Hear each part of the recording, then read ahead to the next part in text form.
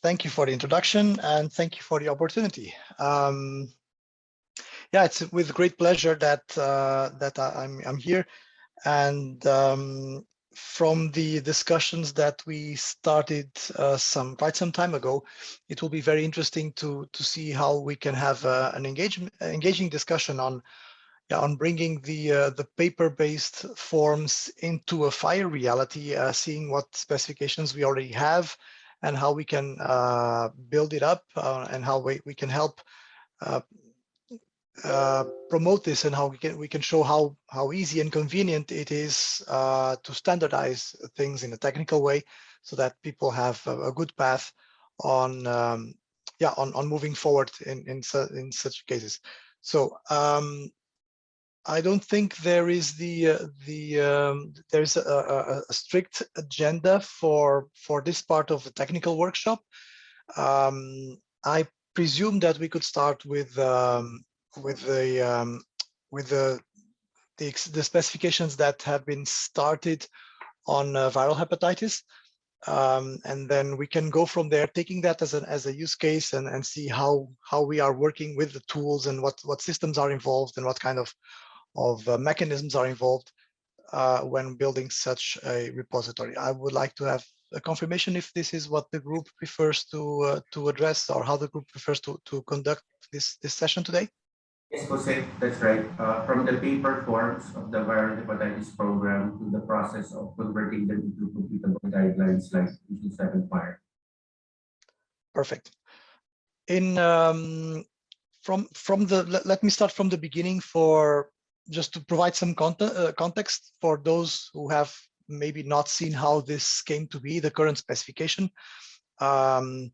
So in some of our webinars, we have been in the Digital Square webinars that we have on FHIR, which are precursor to for example, to the FHIR education that you were mentioning. So these are the FHIR webinars that we have are awareness sessions, where we look at what is out there without going into much detail. But there we had one session that was how to quickly set up an implementation guide. And without going at all into the details, at this moment, the FHIR infrastructure is based or mostly oriented to GitHub, just because it's a free platform, it's available, it's convenient, and it was what was most adequate at the time of choosing by the FHIR community. And creating a FHIR implementation guide is currently expecting to be hosted on a GitHub repository. Of course, you don't have to host it. You can have the code on your own machine or in any other repository, but there's a couple of online build mechanisms that will be useful if we have the GitHub repository. Starting with that, we had a template, kind of a GitHub template that allows to very quickly start making an implementation guide, and the rest is just adding content. So we had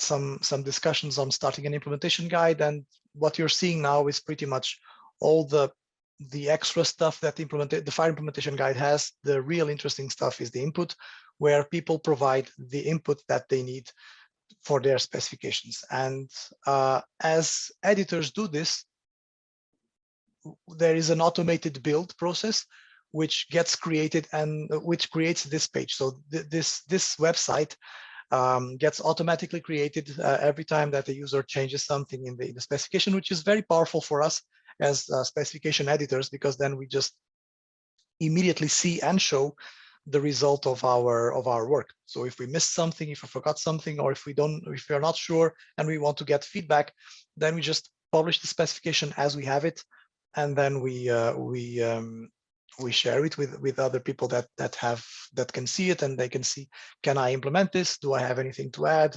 Is there any information missing, etc. I don't have it here at hand, and I just closed my mailbox to avoid distractions. But so I think we started with the viral hepatitis reporting form, which I don't have at hand.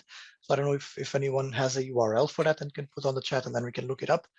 But Team to send you the URL. Go ahead, Jose. Thank you.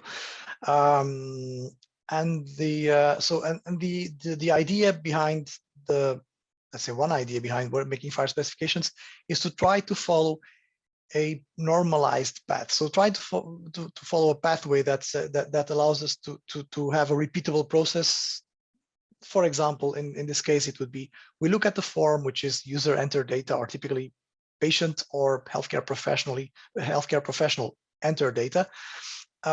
We look at this and we first create a consolidated model of that data. So not yet a technical format, but we capture the data model in a functional perspective. This is something that we don't have here, but let me just share an example there. This was from the webinar. So as you see, so this one looks the same as the other one because it uses the same template, but in this one we have what in FHIR is called a logical model, which formally would be more for a logical data model. And at some moment, we assumed this was just for training purposes, but we assumed that for reporting an allergy, we have to have the patient information and the allergen information and the clinical status and the verification status and the date of recording and who recorded it and the asserter and any reaction. So we assume that this has been the result of some previous functional or business analysis, that someone determines this data has to be captured and has to be exchanged. So this is pretty much our starting point. Once we have this, then we can have some discussions with, for example, clinical people. We can say, what's the difference between clinical status and verification status? Well, that's relevant because sometimes we think the allergy is there, but it's actually being resolved. Sometimes we think the allergy is there, but it's not there because it's been resolved, but it's just not there because it hasn't been verified yet. And those are different types of statuses. So in these discussions are not technical discussions. They are not discussions where the technical editors can have a strong vote. So it's always useful to capture the data in my opinion, it's always useful to document the data in such a functional model. So then we can have this kind of engagement with clinicians without going too much into the technical details. Okay, there's a bit of a syntax here that you see here 1-to-1, so you'd have to explain this means that it's mandatory and it's only 1. 0-to-1 mean it's optional, but it's maximum 1. But actually this one has a mistake here. You can have several reactions. So yeah, so if we bring this to a physician, the physician will say, this is wrong. You say here the reactions is optional, but we can have a history of reactions. And we say, okay, then it's fair. Let's take this to multiple cardinality, to have 0 to many. Those discussions are on the clinical functional level. And we don't have to bother yet at this moment with the FHIR resources, which then can get much more complicated and require much more knowledge of the technology, of the FHIR technology, than we should be needing to share with clinical experts, because they have better things to do. They have to attend to patients, and sometimes they give us a bit of their time to influence a bit our design. So we should have. It's good to have this lightweight or loose coupling between the functional descriptions and then the technical work, which can be taken care of once we have this documentation. So this is one of the things that we have discussed before. Meanwhile, I'm checking. Yep. So let me see. This, okay. This is it. Okay, case report form and the care form. Thanks for the information. So if we have this information here, let me see if I can zoom in a bit. When we have this pretty much this means that someone has done the homework for us in terms of functional analysis. So there has been a functional analysis to see what is the information that we need there, what is what are the data, and most importantly as well, or most helpful as well, what is the data structure. So for example, the date, well, the date is expressed in month, day, and year. In this case, well, if you go to FHIR, we will always have a standardized format, but we have visit type, facility names, patient codes, unique identifier codes, some check boxes for previous tests. This has been done for us, so we can and we should capture this information. Now, there is a question that I have to ask from the group and to see how we want to drive this. From this moment, I could mention the rest of, I can mention the rest of the process and navigate and see, okay, we do this, and then we do the questionnaires, and then we do the extraction, and we can navigate that. Let's say, give a bit of the overview of the process, and then we go into the details. Or I can say, now that we are here, let's see how we would make a logical model immediately, and then we go back up, and then we follow on the questionnaire. Is there any preference, any idea of what is the preferred approach? So should we give an overview and then go into the details as needed, or when we stumble upon this that might require details, then we go into the details immediately? Any thoughts? Maybe also we just to show the paper form, and then just show us part of it being implemented and converted, because we can't do the whole form. Okay, so it was not easy to hear, but I think you're saying that let's try to implement this now, right? Yes. So this is just to give an orientation to the audience on the whole topic. Right. Yeah, but in our webinar, we'll just show some parts being implemented into FHIR. Over. Right. So I will then go. I will now go into go do some practical work. So just actually implement the logical model, which would be the first step, or the suggested first step, and I'll just do it and share how it's done using the FHIR specification process. And I will most likely not do everything. I can just do a few questions here just to show how this would be represented, and then we can move on to the next part. Is that okay? Yes. Assuming so. So let's go here. What I will just do is to take the hepatitis implementation guide. I will just open it on my local machine. I could also open it remotely, but for serious work, it's more interesting to just run it locally. So I have just downloaded it because I had already done it before. Let me just see if there's any updates. Okay, it's fully up to date, and I'm now going to open it on my editor on my computer. So from here, you already see the kind of tooling that we are looking at. So let me just close this. This was old file. That if you do this, then we are looking at having first of all an IDE, an editor, so code editor. Visual Studio is quite popular. It works well. It's open source. I think it's open source. It's not. If it's free, I don't know if it's open source. And it's what many people use, so I'll just use that. Any other editor should work. Your mileage may vary. Some things you might have easier editors for you. Some other features might not be available, but I'm just going to show this in the Visual Studio editor. So if I look at the, let me just close everything. If I look at the specifications, what I just downloaded them, and the first thing that I would do is to create a logical model. Normally, this can be done in two ways, and I'm just going to mention this. As you go into FHIR profiling details, this will come very natural, but there's two ways of doing this. One, you do the FHIR resources themselves by building up the JSONs and or the XMLs, so that's possible to do by hand, or by some tooling like the Forge editor.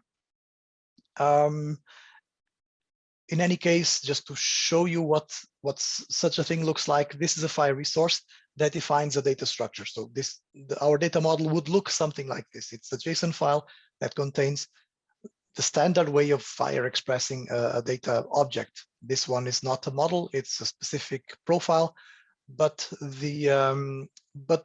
this is the kind of object that we will normally produce. It's these JSONs. However, because it can get very delicate, very specific, or we have lots of specifics there, and it's sometimes burdensome to do it. You can have some editors. So I'm just going to put the link here, and then I will remember to send the links if I don't put them directly in the chat. So Forge. So you have Forge, which is a visual editor, and it looks like this. So you can create, yeah, you see the window here. You can actually create your models a bit by drag, not by drag and dropping, but by clicking things and saying, oh, I want to add this attribute, and this is the cardinality that I want to add there. It's very convenient. It's very graphical. It's very convenient if you want to use it. It's free to use until the moment that you want to integrate this with a simplifier platform with more advanced things. But anyone can start for free, so it's a rather convenient tool. As we get more and more into making a lot of those, there's another way, which is for me more convenient, just because it saves on mouse clicks, which is the FHIR shorthand language. So I'll just also put the link here. So FHIR shorthand language is an official specification by HL7 that has provided that provides a very easy way to create content in FHIR. Let me see if I can find some examples here. I'll just show one example here. Let me see. I'll just show one example here, and then I'll do this online. So I'll just take one example. For example, for creating one extension or one profile, then I'll just make one profile, and this is just copy the clipboard. So this is a shorthand language to FHIR. So there's lots of comments here, but basically what it says is that I'm here making a profile of patient where I say that the name is not 0 to many, but 1 to many. And I have something specific, which is name and name given, name family. So the name itself and the given name and the family name, they are must support. I'll get to that in a second. And the short name has a different description and a different definition, and the birth date has a different comment. So these are things that you can do in FHIR. So in FHIR, you specify the data elements and their definitions and their cardinalities, etc., and the value sets and the data type. So the FHIR specification allows us to create data objects based on those constraints, and the FHIR shorthand language is just a shorthand language to exactly create that. So this is much more compact than the equivalent in JSON, which I'm going to generate now, which is this. So this is basically, it's a patient on profile where gender is forbidden as an element, so it's not supported. The name is mandatory. The name and the given name and the family name has a flag called must support. And the name has a short description that is slightly different from the standard short description that comes in HL7. So what we are doing is saying, take the patient resource in FHIR and make my own flavor of patient, which has these constraints. There's a bit to understand behind that, and we'll get there in a bit in the more profiling, but just I wanted to introduce the shorthand language, which, I mean, this is 13 lines of text versus 100 lines of text that you need to type in JSON, and it's just more convenient. So actually, and these are actually not even necessary. If you know what you're doing, you could even go here and delete these things. But still, you see that the patient family has a must support true, which is actually what it says here.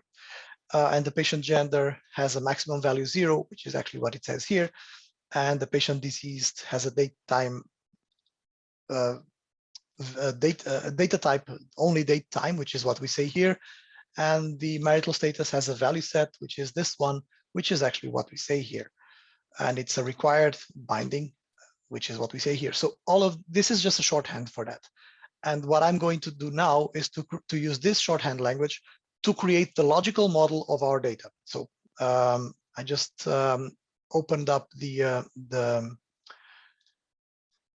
models file. So the way that FHIR publications work is that you have, as long as you have a file with an extension FSH, which stands for FHIR shorthand, the implementation guide tooling will take it up and generate the FHIR stuff from this. For example, I'll just show an example.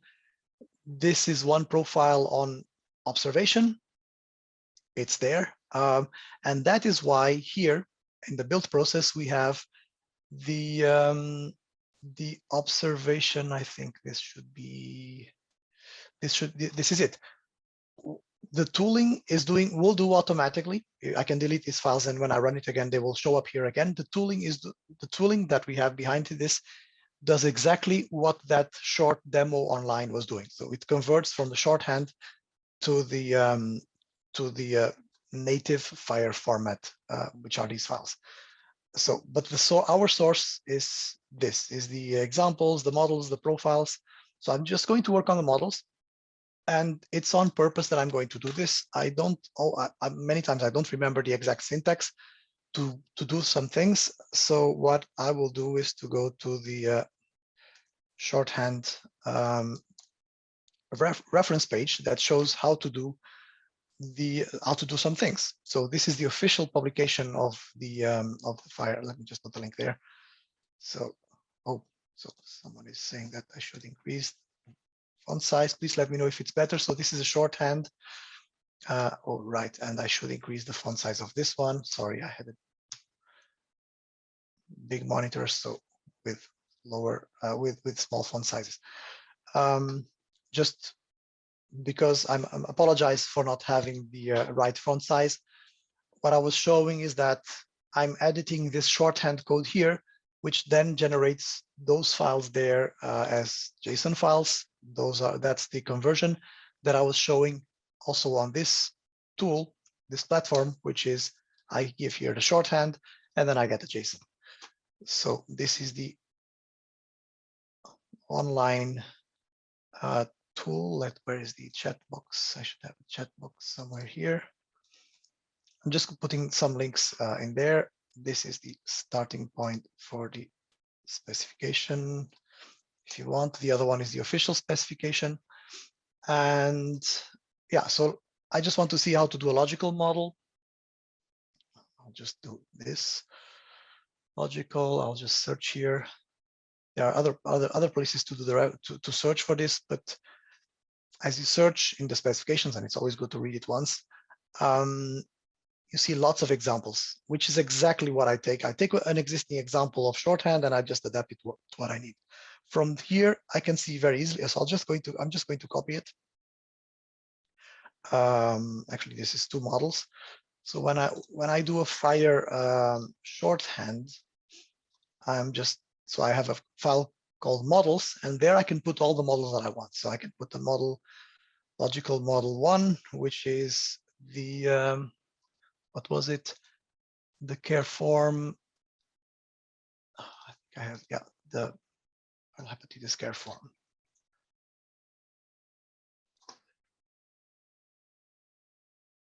I can make this. So this is a computer name, so I keep it short and without spaces. And this is also a computer ID, so viral hepatitis care form.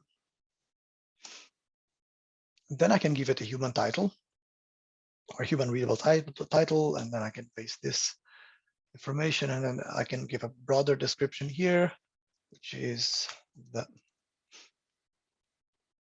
I don't know who is the authority behind this. I don't know. Can someone say what is the author of this? Is the Epidemiology Bureau of the Philippines.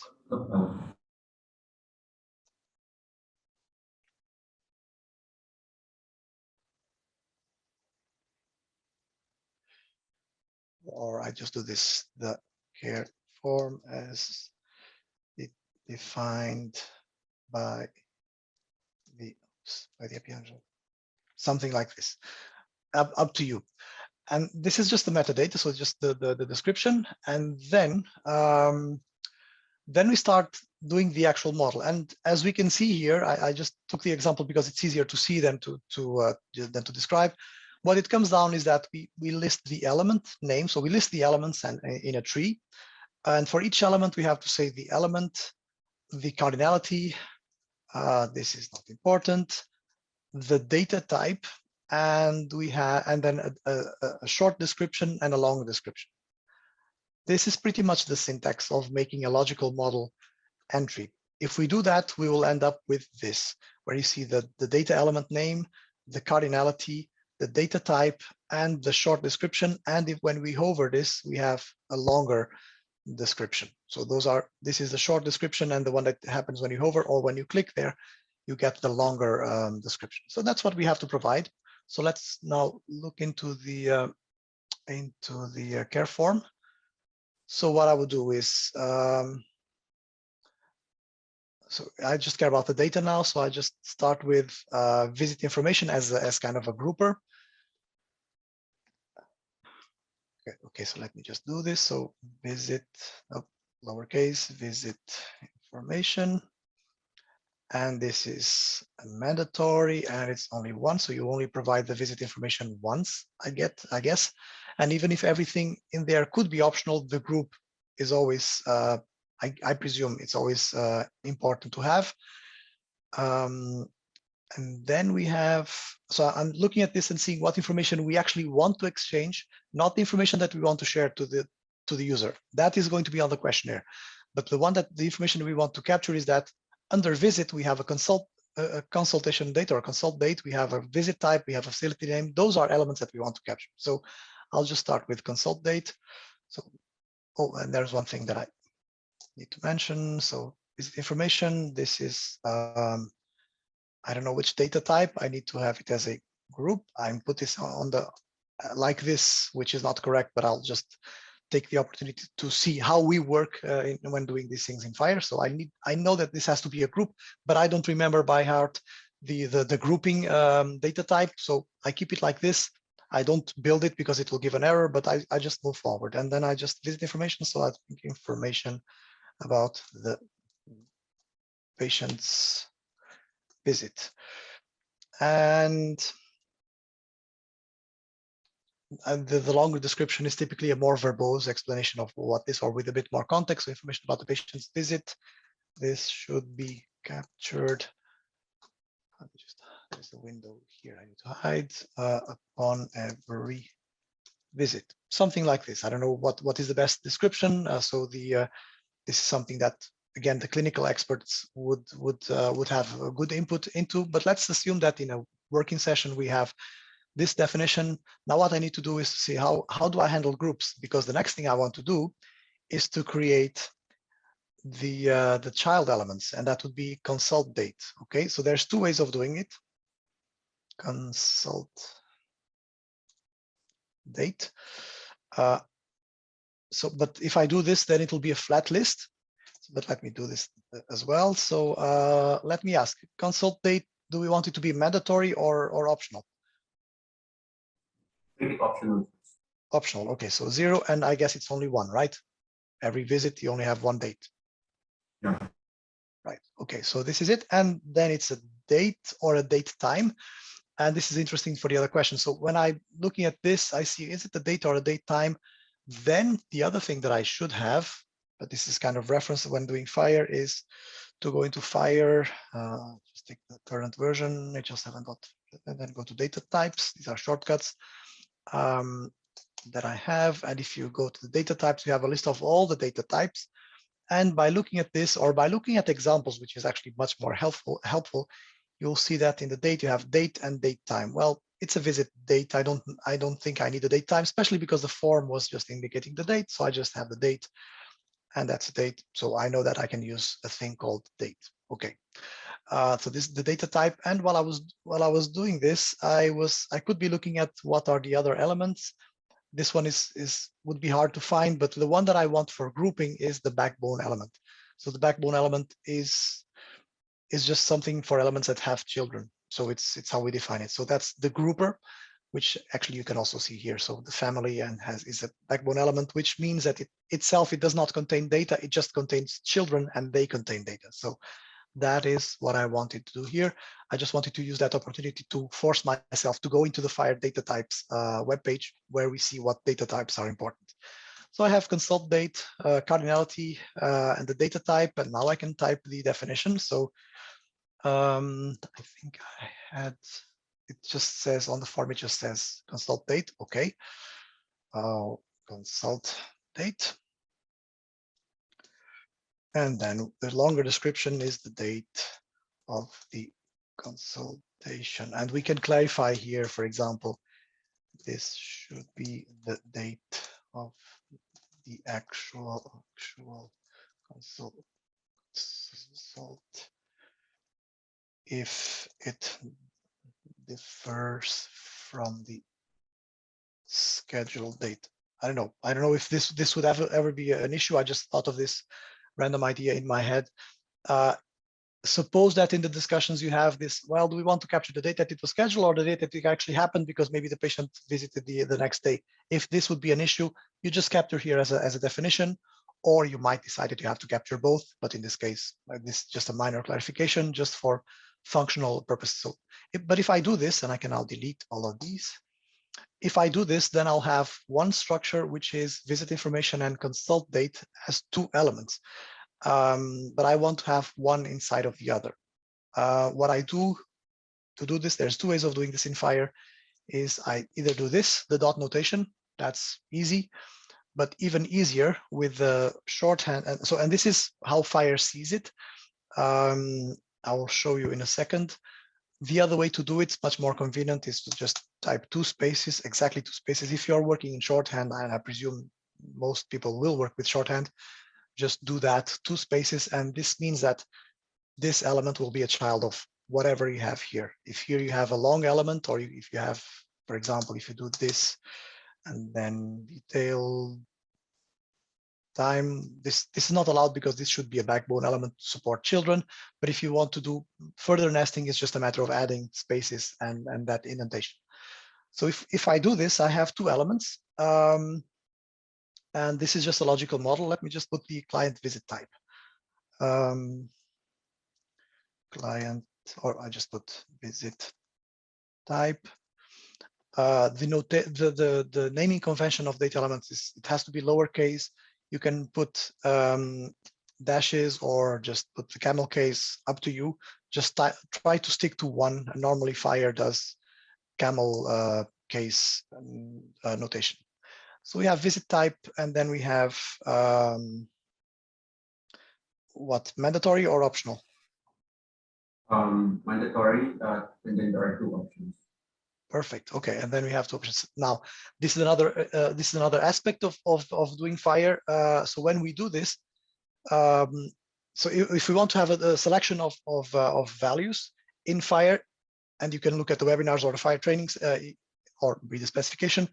In FHIR, this comes up to having an element which is of a codable type and having an associated value set with it. And if I go into the data types, and there is a webinar on digital square webinar on terminologies that shows all of these things, the use of terminologies. So if I'm looking at my data types again, and if there's the coding, the codable concept, and the code. The code is just the code. The coding is when you say this is the code according to SNOMED or LOINC, and then you provide LOINC and the code, so you give it a bit more context. The codable concept is when you have the code, or if you have the text. In some cases, you don't have the text. So in this case, I guess it would be a code, because you just have a two possible values. So I can say this of type code, and then I have the type of visit, and just because to accelerate this one, I'll just put the type of visit here as well. So I'll just give the long name equal to the short name, just for sake of moving on. So, and this is also under the visit information, so I'll also indent this, and that's it. Now, if everything goes well, I should now have 3 elements in my logical model. So I don't know if we have sent it out. This was sent out in one of the webinars, but I can send out to the group a short list of links that we have. But if you are doing this, and if you want, as you replay the webinar, there's a couple of things that we need to get this running after you download the implementation guide. First of all, the parser of the shorthand language is to be installed with a command line, which is this one at npm install. My ISG for global, -G for global, and then this is FSH sushi. I'm just typing I have it installed already. I'm just typing this to share with you. This is if you don't do this, the build will fail. So the next step that I'm going to do, it would fail for you because it would say I have some, or it would not provide the results because it doesn't find the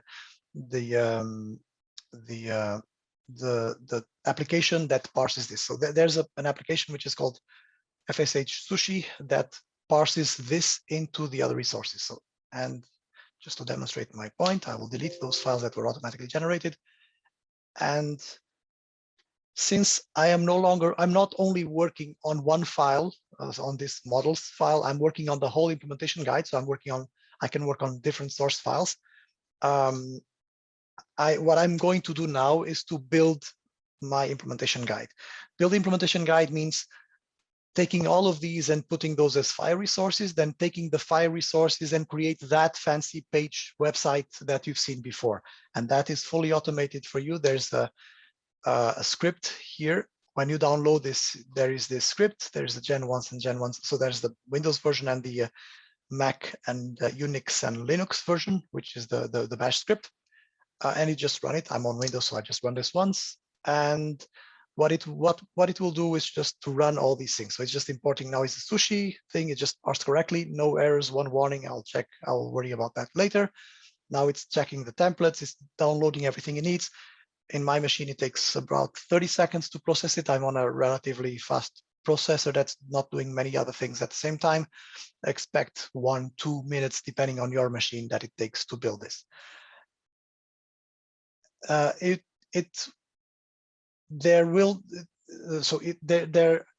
need to install this. So there's a couple of things that you need to install on your tools as well, on your system as well, to see to have all of this running. I think we can send out just the separate instructions. I just sent the one for sushi.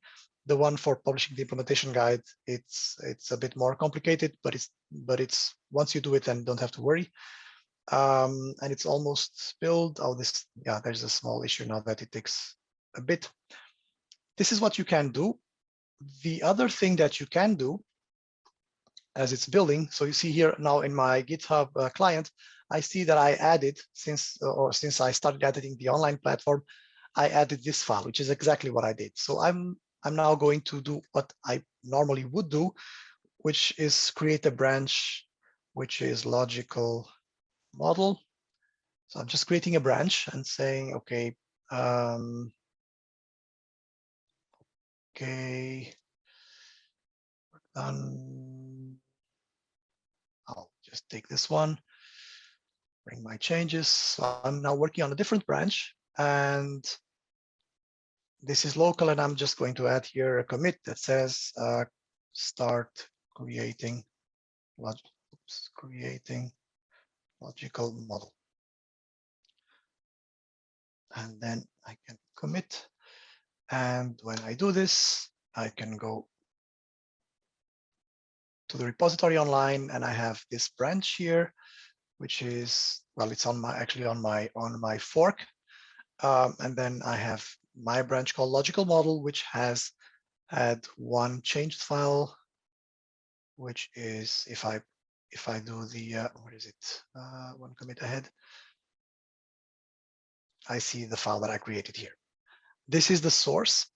And if I do this online, I also will get the online build. So in our implementation guides, we have the online build. So every time that I do a commit, it actually automatically builds. Now, since I made a commit on a different branch, it will not show here because this is the main branch. But if I had done the commit on the main branch, the logical model would already show here, as I'm sure it will already show on my local machine. So when we do this, so just some nice to know. So I have to hide this box. When you run the local publishing or local build process of an implementation guide, this creates several files and folders. So the ones that I just had deleted, now they are here. And actually you can see the structure definition, viral hepatitis care form, logical model. So this is the model that I just created. As you see all the JSONs there, this is exactly what I created. And for us to review, there is an output folder. And if I go and if I open it on my syntax. Oops. Oh, sorry. I forgot the letter. So not this one. It's easier. It should work. Yeah. So if I go to my file browser, I have my output folder. In there, I have my index.html, which I just opened once. And from now on, I'm doing the local preview of this. So as I'm building, I'm iterating, and if I have the opportunity to iterate locally, then I should do it. And then I have the care form, which is the logical model. I'll just define that the data that I just entered, it's here. So it's visit information, which has a consult date and the visit type of type code. And from now on, I would add to this. So I'll just, for the sake of time, I would just add one more thing here, which is the terminology binding. I don't think I have anything here on the visit type. I don't have a visit type. So I just want to very quickly share with you how to do this. So when you do visit types, we either choose existing codes, for example, from SNOMED, or we create our own codes, which we can always do in FHIR. So patient visit type to be actually it would be like small case one above. Sorry. Should it be small case for the visit type? This is the name, not the ID. So the name, so the computer acceptable name is this. So but without spaces. The ID is lowercase, and the title, I think the ID is lowercase, or maybe the ID is uppercase. The system will tell us if something's wrong. And I think that is the warning that I had. Actually, let me try this, because many times I make those mistakes in lowercase and uppercase. Let me see if this is working now. So I have to. Where is it? The easiest thing is just to try. I'll just do this because Sushi runs relatively fast. I just changed the ID. Yeah. Oh, I still have one warning. Let me just look at this. Where's the warning? Oh, that's nothing related to this. Nope. Okay, it doesn't complain about the uppercase now. I think so the name is uppercase. I'm not sure about the ID. I think it's also uppercase, that it expects to be. And it will give you a warning or an error. I can try this. So let me see, VH, visit type. It's in the spec, but I think it will take longer for me to check the spec than to just try it. Let me just check it. One warning, if I have this, let me see if I get two warnings if I just do lowercase. It didn't show up for the other one, so I don't know if it would show up for this one. Nope, it's still one error. So I think both are valid. Sorry, I should perhaps know this. But there is, if you want to know this, you go to the data types. Where's the data types? Data types, yeah, and you have the data type. Or actually, let me just show another thing. Source. I think this should work. Nope.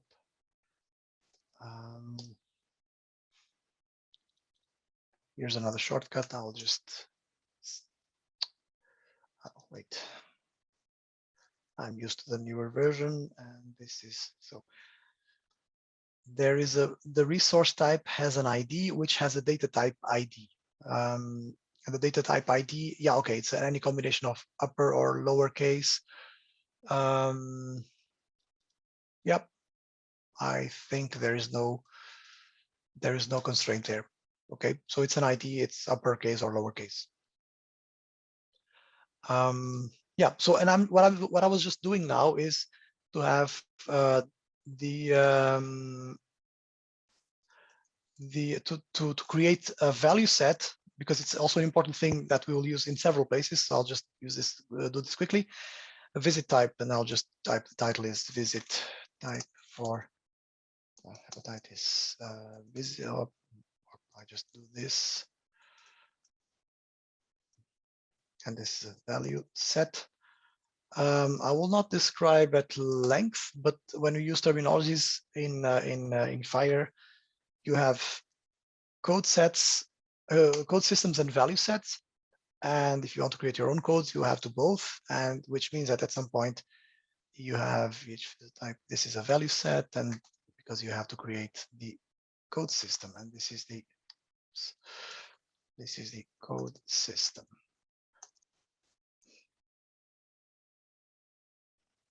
And just to differentiate them somehow, or I could type here code system, and the other one is value set. And what I'm doing is just create two other artifacts. One is the value set, and the other one is the code system.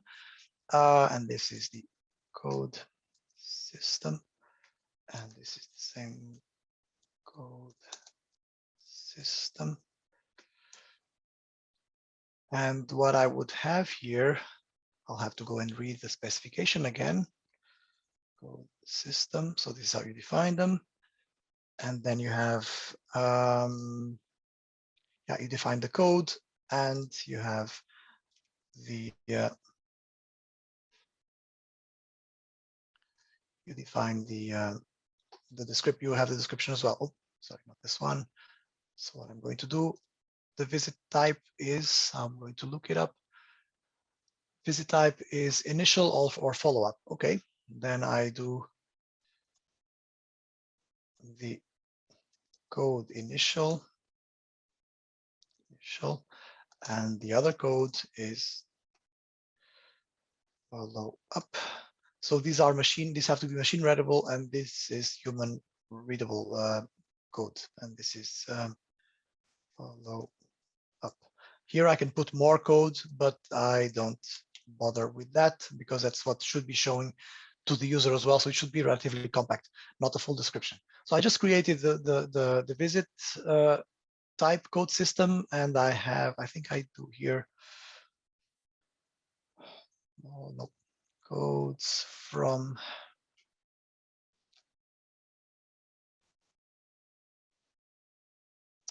I think this should work. Again, this is one of the cases that I would normally read the syntax to see if I make something wrong, or I just try it once, as I just did now, and it will tell me where did I make the error. Error is mismatched input, visit type code system, expecting value set and system. Where is this? Line 26. Oh, codes from. I'll just have to check how the syntax is. I'm navigating through this as I would normally do, because I also think that there is more value in walking through this rather than to just say here's a finished formula, and then there's lots of things that will be that are yeah, that come with this learning, you know, with this experimenting and trying it out. So value set, there should be. When you're doing this, Jose, you really need to go back and forth and go back to the reference every now and then. Right. So let me see if I can find the. There was something I just got. Yeah. So you can also look at the documentation of Sushi, how Sushi does it, and actually I'm going to do just that. Value set, include the code system, which is actually what I want. Yeah. So include codes. I just missed this. Include codes from system. That's what I needed to do. So you have the examples, and you have the formal language definition. And if I do this, I should be, if not good, at least better than I was before. Oh, still an error on line 296. Oh, from system, sorry, from system. There it is. Yeah, 0 error. So while it's now building the rest, now I know that I have this. And at this moment, I have my visit type value set, and I can go to my model and say here, and I'll have to see how I do this. Let me just go back here. Just quickly check. I should be able to do this. I don't know if I can do this. I'll just check.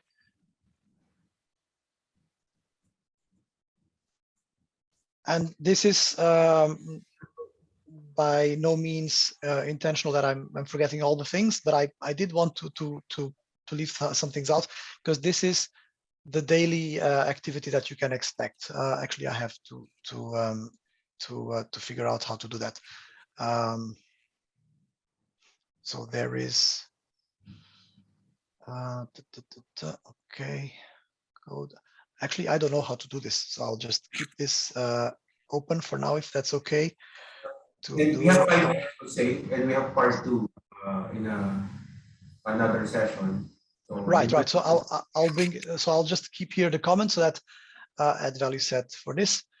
So this is how we make a logical model with FHIR. And the same thing happens as we make any implementation guide. If we make the next step, and now I can go back and accelerate. So we make the logical model, and since this is for human for user entered data, we need to create now our form, our questionnaire in FHIR. So forms are represented by questionnaires in FHIR. And in this implementation guide, you will notice that I already had shown that there's already some functions to present to provide questionnaires. So whenever we are doing something in an implementation guide, we are defining FHIR resources. And when we do shorthand, we are just finding an easier way to create such resources. So these JSON files, so resource instances in FHIR as a structure definition or a value set or a code system, that is all that we are creating. When we want to create a form, we are creating an instance of a resource called questionnaire, which is actually already started here. So it's my questionnaire. So let me just, maybe I call it VH questionnaire. Or I should call it maybe like this.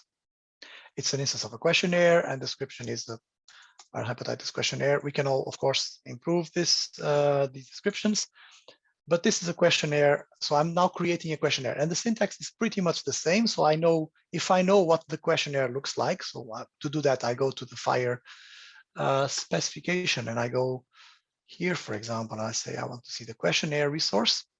And what I have to do is simply to say, okay, I want to give it an identifier, a version. That's nice. I have already something here. I don't bother too much with this. I already added the title and the status. But now the next things I really want to do is to add the questions. And there's 2 ways of adding this. It really becomes then straightforward and always the same thing, which is you look at this, I see questionnaire has an item, which is where the questions are held. So what I have to do is to go here and create item. Now, what do I want to create for this item? Well, the item is 0 to many, so I'm just going to create 1 item. Don't mind doing this. This is the shorthand notation for add another item. So if I add 2 questions, I do this, and then I do whatever I want here, and then I add this one, and then I add whatever I want there. So I have first item will be looking at the form. I can close this one. Looking at the form. In this case, I think the form would replicate pretty much our logical model, except the logical model might not have some aspects like this text that now we want to capture. So the visit information, for example, is a group. So I just go here, here, and this first question is, if I go to the questionnaire, and this is the back and forth that you have to either you start knowing the resources by hand at some point, or the things that you need, or you have to do this back and forth. So for the questionnaire, what I want to capture is the text, which is the text that's going to be displayed. Okay, so I will do this. And then I'll do this, and then I will do this. And I want to say that this is a group now. So I will say for the same item, so not for a new item. Now for the same item, I just given the text. I'm not going to say the type, and I go to the types, and the type is group. Okay, I just do this. And the notation in shorthand to do a code is putting a hash sign before. And so the type, the group, sorry, the text and the group, and I think that's it. Oh, and the if the question repeats or not, so this is not necessary. And if the question repeats or not, it doesn't repeat. And if it's required, it doesn't have to be, but I want to always show it. So I can just say item, same item dot required equals true. It's a Boolean. Yeah. So I should have this. If I do this for all the items, then I would have my questionnaire. Now, what I also added is that macro function that we have the that we can do an even easier notation to this. So I can have a function that says insert question, and then the name. Actually, there's one thing missing here. At this moment, I'm just navigating the structure. So this is the text. I'm just going to add something here. Every item has to have a link ID, and I forgot that. So this is the intro text.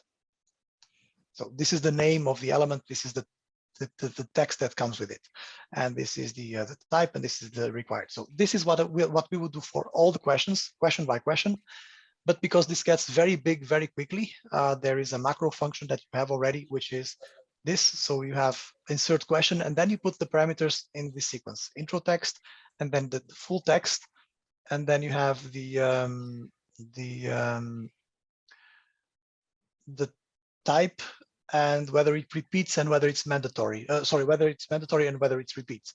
There's a syntax to this, which is explained here in the functions, because this is where the function is defined. So you see that's required and repeats, and then this is how you use it. And again, I'm going very quickly through this because it's what I think is important for now. I mean, then we can please challenge me. Is that I would like to share, first of all, that we can do this. This is a shorthand, and this will create a questionnaire on FHIR as we have here. So this will create all the JSON, which is much longer than what I was typing before. But if we can even make it shorter by having this function, so this will create one question and another question, which is the visit info, which is my group. There's the group. And then within the visit info, I can iterate. So I put for this, I'm just doing here for this item, I'm just going to insert another question, which is the consult date. And I'm going to insert another one, which is the visit type. Visit type. And then I just type the text. Visit type. And this is a type, data type is choice. I would have to go to the questionnaires and see what are the data types there. And this is a, oh, not this one. This is a, wait, hl7.org/questionnaire.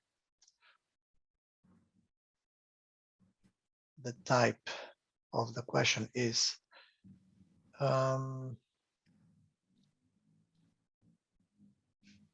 should be here as choice. Yeah, I just want to provide a choice. And then if I look at the functions, the first one is if it's required and if it repeats. So the visit type is required and it does not repeat. Okay, so this is fine.